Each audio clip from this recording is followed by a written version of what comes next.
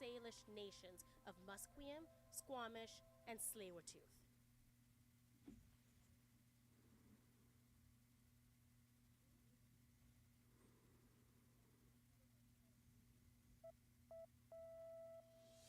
From the Broadcast Center at BCIT's Burnaby Campus, this is All Talk Radio.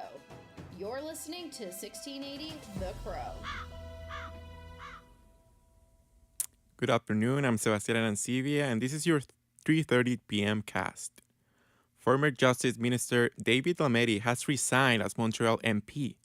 Lametti says this period has been challenging and that people would benefit from a change of voice and style. He was first elected in 2015, and in 2019, Trudeau appointed him as Federal Justice Minister and Attorney General. The former law professor remained in that role until he was shuffled out of cabinet last July. Lametti says his resignation will take effect at the end of this month. The Parkland refinery is starting the process of reopening today, but residents and environmental groups are still concerned about the incident last week. Reporter Max Mashman has the story. The Parkland refinery in Burnaby had an issue over the weekend, cloaking parts of Metro Vancouver with a noxious smell. Residents affected by the smell have since organized a letter-writing campaign to elected officials requesting an investigation into the incident. For Peter McCartney, a climate activist with the Wildlife Committee, the lack of transparency from the refinery is a concern. Yeah, it doesn't seem like there's been much transparency. People were driving around looking for the source of this leak, and we really, if you're going to be operating a oil refinery in the middle of Metro Vancouver, you need to be more forthright with people when something goes wrong. In a statement from the province, the BC Ministry of Environment and Climate Change Strategy says that Parkland is responsible for their own investigation into the cause of the incident. Max Mashman, BCIT, The Crow. Highway 99 reopens after a fallen pole cut access for hours. BC Hydro says a vehicle crashed into a power pole, bringing the line down across both directions of the highway. Hydro says the down line also cut power to about 2,700 customers, but the electricity has also been restored. A new report has found that the number of young offenders in British Columbia has dramatically decreased. The report says the average daily number of youth in custody in BC has fallen from 386 in 1997 and 1998 to as low as 11 in 2021 and 2022. Jennifer Charlesworth, BC's representative for children and youth, says the numbers highlight a golden opportunity for government to better reallocate justice-related resources. Charlesworth says the report is not intended to recommend cuts to provincial spending on the youth justice system, but rather the creation of new guidelines to redistribute resources to avoid waste. The Britannia Mine Museum in Squamish, BC is currently hosting its Land of Thunder and Snow exhibit, allowing visitors to explore avalanche history in Canada. Our reporter Melanie Levesque has more about this and the ongoing avalanche season. The exhibit provides a window into the past, showing visitors a time when avalanche safety was less common and locals had to deal with natural disasters uninformed. In the modern day, avalanche safety is a cause for concern. Ren McElroy, the avalanche supervisor for the Northern Cascades Avalanche Program, says education helps to keep mountain goers alert to their surroundings. Often when people take their first avalanche awareness course, they may come away more frightened because they weren't aware of what the hazards were. Before people get training, they're often in a period of the ignorance is bliss. 9 people were killed by avalanches between the months of December and February last year.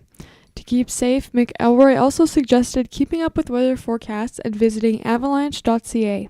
Melanie Levesque, BCIT The Crow.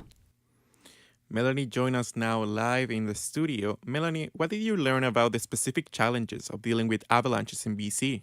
Well, in BC, we have lots of avalanches, so one of the challenges is the quantity. We need lots of help and professionals. And tell me, where can travelers receive avalanche training? So there's many tour guides that offer avalanche training, and there's also online options for those that want to work from home. That's great. And what are some of the elements of avalanche training that will people receive? Yes, so they will learn how to survive an avalanche incident. They will learn about the proper gear, and they will also learn things like when to determine if it's safe to go do snow activities. Thank you, Melanie. Thank you. The Liberal caucus has gathered in Ottawa to brainstorm strategies ahead of Monday's return of the House of Commons. Prime Minister Justin Trudeau says there are a lot of differing opinions within the party on a variety of topics, but he says that's not a bad thing. And it is really, really important, and indeed it's a great strength of this party, that here in this room we can have deep and serious and difficult conversations. Trudeau is expected to hear complaints from his caucus as Liberals continue to trail Conservatives by a significant margin in polls. Moving to international news, a Dominican judge has conditionally released U.S. rapper Tekashi 69 after he was arrested in the Dominican Republic last week on domestic violence charges. The rapper was ordered to pay a $510 deposit, undergo government counseling, and meet with authorities every 2 months until they conclude their investigation. The judge also issued protection orders for both sides on Thursday. It is the second time that Hernandez, the rapper, is arrested in the Dominican Republic. Authorities detained him in October after he was accused of assaulting a local music producer. Let's end this cast with great news for our city. Canada's biggest award ceremony is coming to Vancouver. The city will host the 2025 Juno Awards. The Canadian Academy of Recording Arts and Science says the event will mark the 5th time the city has hosted the ceremony. The 2025 Juno Week will take place from March 26th to March 30th next year, culminating with its 54 Juno Awards ceremonies at Vancouver's Rogers Arena. The Academy says the Junos have an average economic impact of $12 million for the host city. This year's Junos are hosted by Nelly Furtado and will be held in Halifax on March 24th. Moving to weather now, it's raining here in Burnaby with a temperature of 6 degrees this afternoon. This was our news segment, and after this break, the sports. Please stay tuned.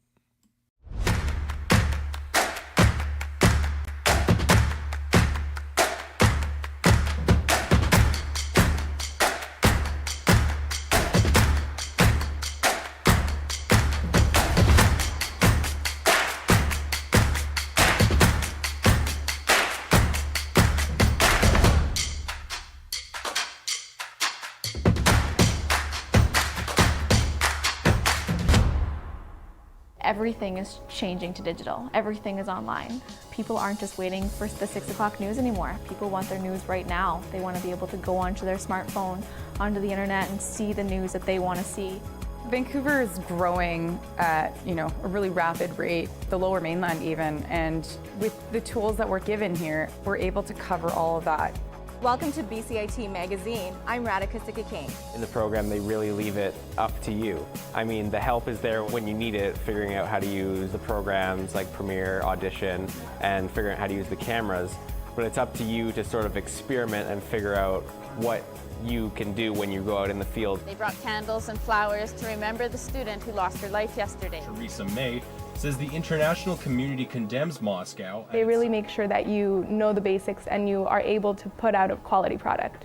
I'm Brady Tretnero. And I'm Radhika Sikakane. Thank you for tuning in to BCIT Magazine.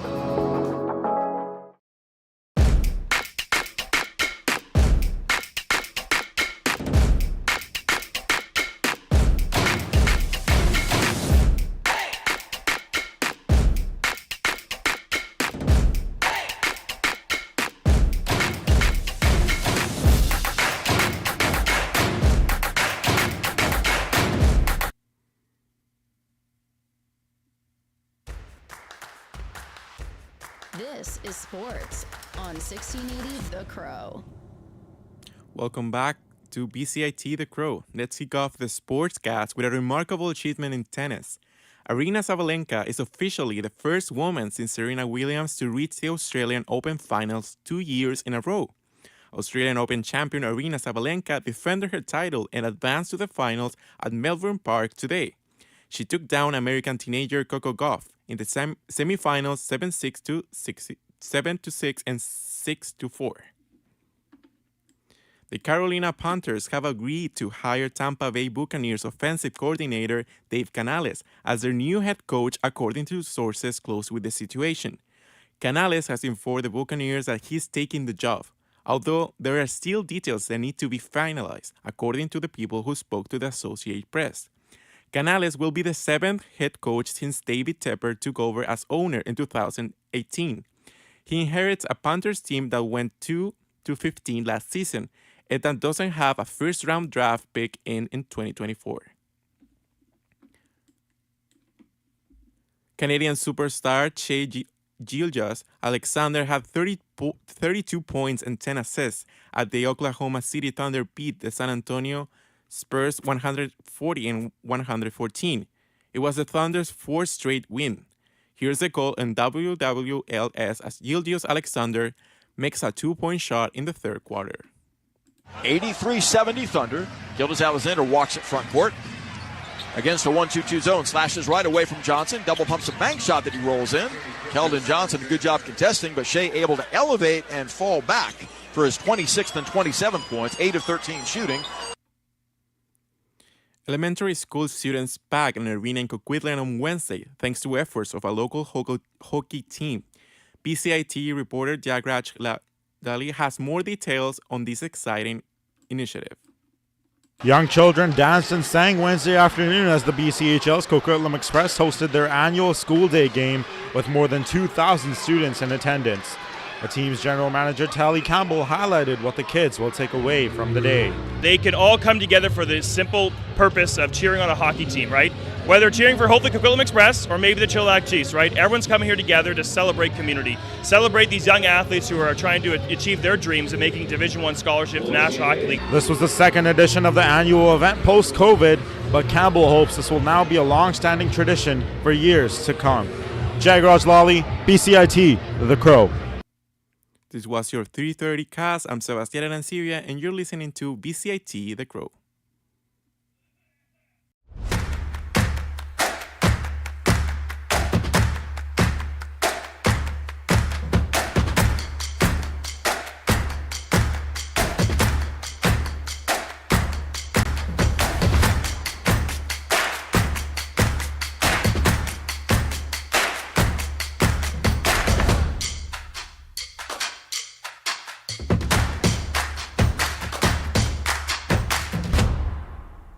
Everything is changing to digital. Everything is online. People aren't just waiting for the 6 o'clock news anymore. People want their news right now. They want to be able to go onto their smartphone, onto the internet, and see the news that they want to see. Vancouver is growing at, a really rapid rate. The Lower Mainland.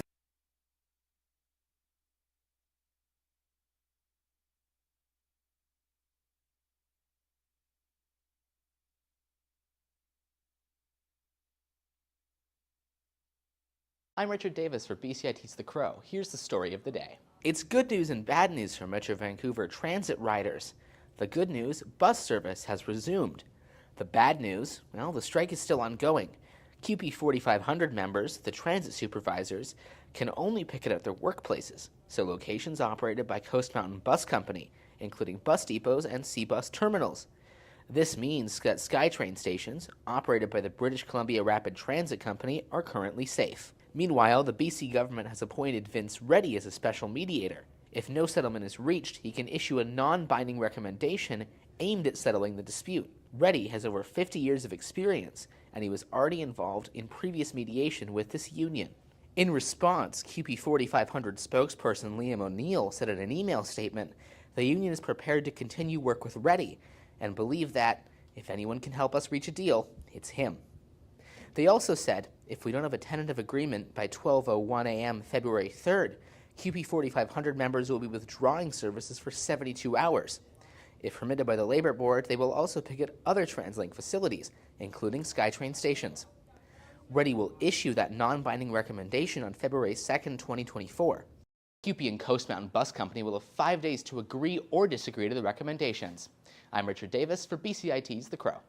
I'm Sebastián Arancibia with BCIT News. The experts have spoken. Oscar nominations are out, but we wanted to ask people on campus what was the movie from last year that they resonated the most with. Let's hear their answer. Probably Barbie. Barbie for sure. It was just so fun. Can you tell us why a little bit more? It was just like such a fun movie, like with femininity and played with like a lot of different like roles, and also was just really nostalgic, I think, for a lot of people. I really enjoyed Oppenheimer. Yeah. The cinematics was really good. The music was really good. Favorite movie from 2023 was definitely The Hunger Games Songbirds and Snakes, Ballads of Songbirds and Snakes. And I resonated with it because it just kind of took me back to like the nostalgia of 2014. The movie that resonated with me most was Avatar, The Way of the Water. I watched it in Screen X, and it was kind of like a new experience with all of the movie like on the wall and such. I'd say Barbie. I didn't expect it to be. I went like with no expectations, and it's pretty funny. 100% Priscilla. Loved that movie so much. It resonated with me because it's a story of isolation, and I feel like at the hands of someone you love, and not to reveal too much about myself, but it's relatable. So now you know the answer. I'm Sebastián Arancibia with BCIT News.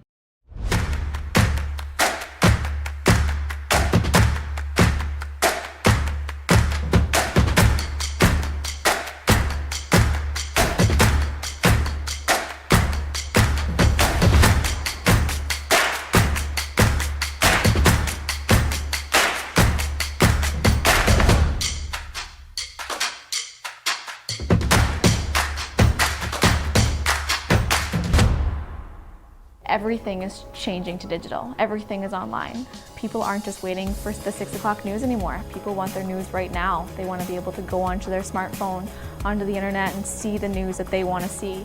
Vancouver is growing at, a really rapid rate, the Lower Mainland even, and with the tools that we're given here, we're able to cover all of that. Welcome to BCIT Magazine. I'm Radhika Sikakane. In the program, they really leave it up to you. I mean, the help is there when you need it, figuring out how to use the programs like Premiere, Audition, and figuring out how to use the cameras. But it's up to you to sort of experiment and figure out what you can do when you go out in the field. They brought candles and flowers to remember the student who lost her life yesterday. Theresa May says the international community condemns Moscow. They really make sure that you know the basics and you are able to put out a quality product. I'm Brady Tretnero. And I'm Radhika Sikakane. Thank you for tuning in to BCIT Magazine.